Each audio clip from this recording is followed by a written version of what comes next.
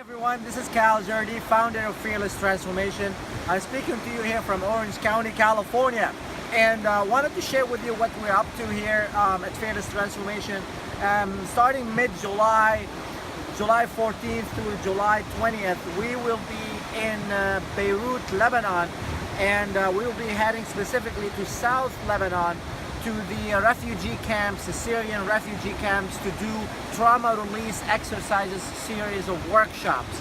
And I'm very, very excited about this because my mentor, Dr. David Briselli, is going to be guiding me through the process where we're just making a difference where difference is really, really needed. These people, many of them, they don't have, the basics, water, shelter, electricity, things that we take for granted. Sometimes, many times, they don't even have a meal for that day. And they left their homes, they've been kicked away from their homes, and here they are. They're just, dealing with very, very rough circumstances. So with that being said, I hope that you can support us in our mission and just send us your blessings, send us a word or two, spread it to your friends, spread it to people who can help in this process where we can help a lot of people, you and I together.